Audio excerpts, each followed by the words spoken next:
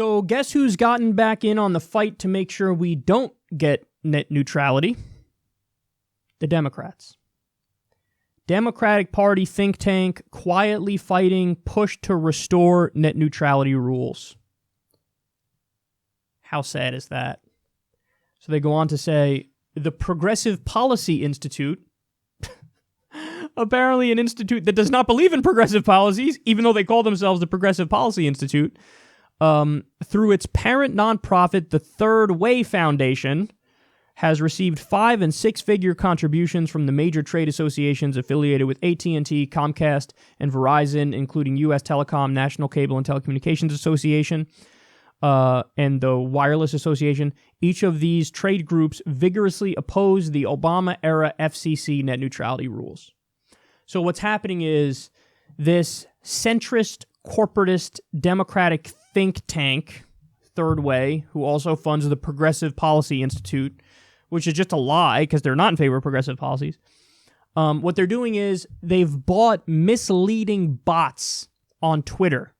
And those bots tweet at Democratic senators and congresspeople and tell them to oppose the legislation that, under the Congressional Review Act, allows Congress to overturn what the FCC just did, how they obliterated net neutrality. So Democrats are actually, there's enough Democrats in favor of it to get a vote on it, to restore net neutrality. But it's probably going to fail because Donald Trump will veto it, yada, yada, yada. But the Democrats are trying. The elected Democrats are trying, which is good. That's great. But now they're being targeted by their own think tanks and their own donor base with misleading ads. So these bots are pretending to be constituents who are saying, hey, you should oppose this Congressional Review Act attempt to restore net neutrality. And what you should support is a bipartisan piece of legislation on net neutrality. What the fuck are you talking about? What are you talking about?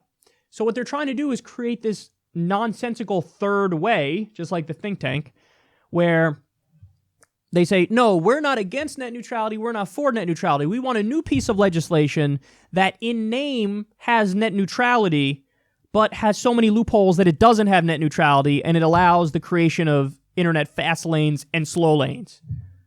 So in other words, they want to be against net neutrality while claiming that they're for net neutrality. And that right there is a microcosm of why the corporate Democrats are the worst. Because with the Republicans, you have an enemy and they tell you they're your enemy. They're like, yeah, I'm against everything you like. Come at me, bro.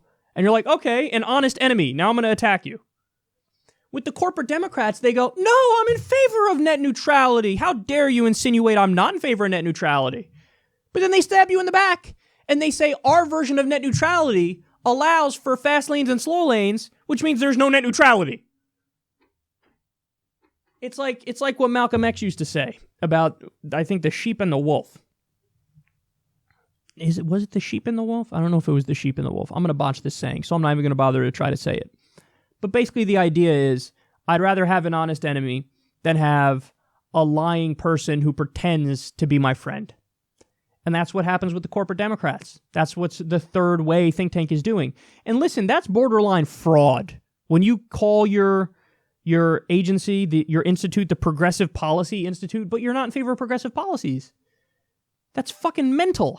Why do you do that? That's so sleazy. At least be honest, but they can't be honest. Their whole thing is based on lying. Just like corporate Democrats are. Hey, we're going to lie to you and pretend we're good people, and then we're going to agree with Republicans half the time, if not more. That's so gross. So we'll see how this unfolds. I don't think we're going to get net neutrality back through the Congressional Review Act anyway, but it's worth a shot. The real answer is twofold. Number one, each individual state has to say, we have our own net neutrality rules. Sorry, if you want to do business here, you got to follow net neutrality. Now, that'll be questionable as to whether or not it's legal, because under the FCC's rules, they preemptively ban states from doing that, so there will be court cases over that. But that's step number one. Step number two is public broadband, because then they can't block that. So you just said the states and towns and localities create their own internet, their own broadband system. Some places have that. I think Chattanooga, Tennessee has that, among others, and people love it. That's what we need to do throughout the whole country.